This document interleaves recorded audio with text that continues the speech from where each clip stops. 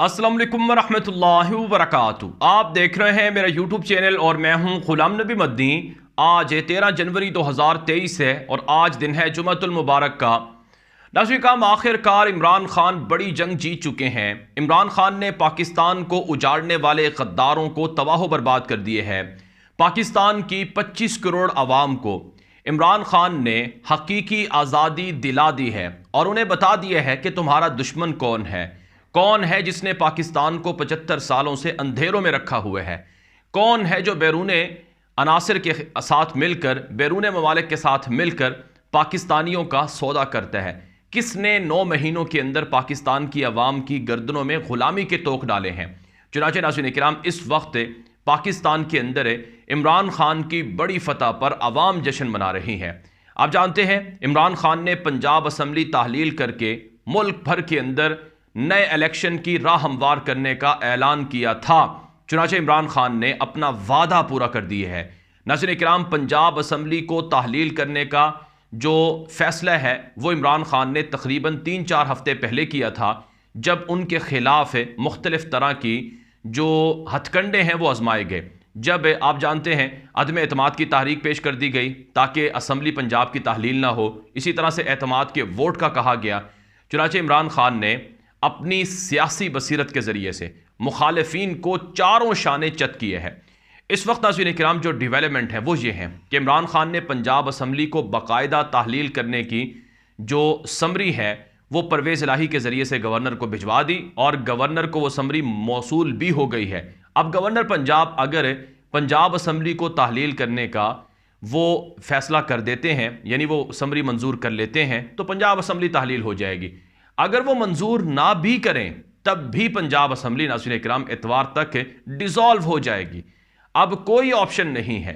हाँ, एक ऑप्शन है अब भी जिसके बारे में खबरें चल रही हैं, वो ये है कि आसिफ जरदारी ने, पीडीएम ने फैसला किया है कि हमें अदालत जाना चाहिए, हमें सुप्रीम कोर्ट जाना चाहिए और पंजाब असम्बली की जो तहलील है इसको रोकना चाहिए। अब सुप्रीम कोर्ट में जाकर वो क्या बयानियाँ अपनाएंगे? पहले तो वो गवर्नर के वोट के पीछे छुप गए, गवर्नर को इस्तेमाल करके उन्होंने एतमाद के वोट का कहा और फिर धमकियां दिलवाई गईं, प्रेशराइज किया गया इमरान खान की जमात के सूबाई असम्बली के मेंबरान को कि वो किसी तरह से इमरान खान का साथ छोड़ दें। अगरचे 5 लोटे हुए हैं लेकिन वो 5 लोटे भी इमरान खान को कोई नुकसान नहीं पहुंचा सके हैं।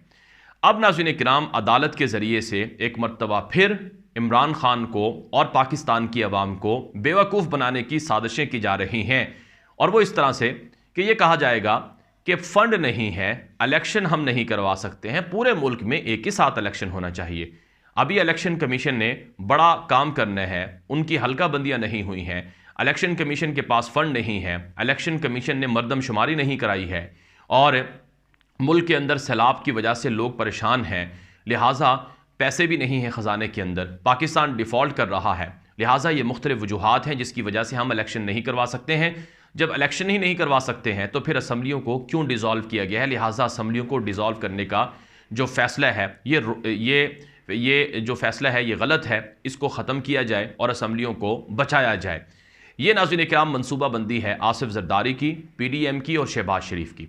चुनांचे इस सिलसिले में लग ये रहा है कि सुप्रीम कोर्ट से और लाहौर हाई कोर्ट से रुजू किया जाएगा। लेकिन नाज़रीन किराम, इमरान खान ने जो सरप्राइज़ दी है, एक सरप्राइज़ तो एतमाद के वोट के सूरत में दिया गुज़श्ता रोज़, और दूसरा सरप्राइज़ नाज़रीन किराम उन्होंने 24 घंटे से भी कम वक्त में पंजाब असम्बली को तहलील करके दिया। अब सफ़े मातम बिछा हुआ है पिंडी के अंदर, इस्लामाबाद के अंदर, और बड़ा सोग का समा है कि ये हो क्या गया है, हम सोच क्या रहे थे, ये हो क्या गया है। नाज़रीन किराम, याद रखें, जो शख्स हक पर होता है, जो शख्स सच्चाई के साथ खड़ा होता है, उसको परेशानी नहीं होती है, उसके लिए रास्ते ज़्यादा होते हैं, उसके रास्ते मसदूद नहीं होते हैं।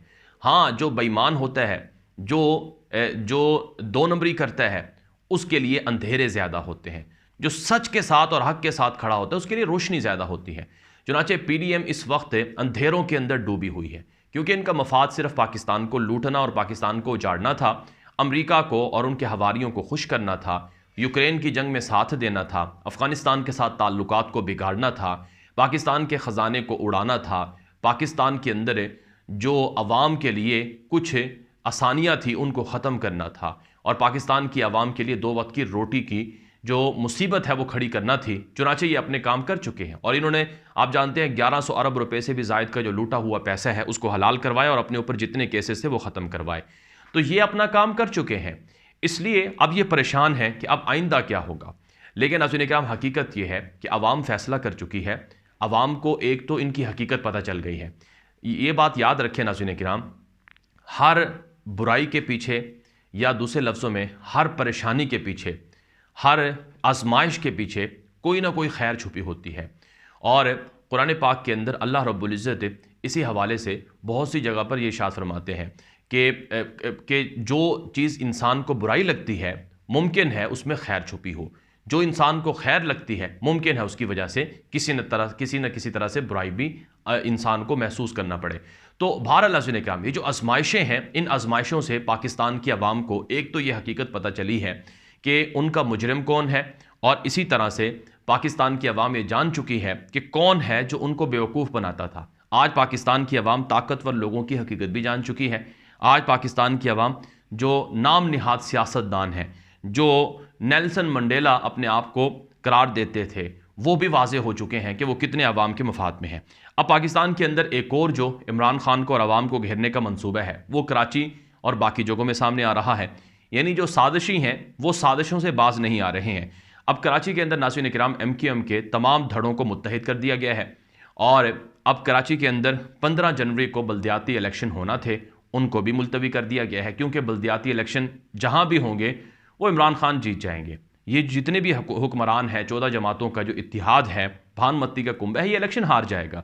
چنانچہ یہ کراچی میں بھی الیکشن سے بھاگ گئے ہیں۔ اس سے پہلے پورے سندھ کے اندر الیکشن ہونے تھے 2-3 مہینے پہلے، کبھی سیلاب کی آڑ لی گئی، کبھی کہا گیا کہ بارشیں ہوتی ہیں، اور کبھی کیا بہانہ بنایا گیا۔ اب MQM کی دھمکیوں کے بعد سندھ حکومت بھی ڈھیر ہو گئی ہے، اور سندھ حکومت نے بھی کہا ہے کہ کراچی، حیدرآباد اور باقی بڑے شہروں کے اندر الیکشن نہیں کروائیں گے۔ اسلام آباد کے اندر بھی بلدیاتی انتخابات کروانے تھے، باقاعدہ جو اسلام آباد ہائی کورٹ ہے اس کا فیصلہ تھا، اس کے باوجود الیکشن نہیں ہوئے ہیں۔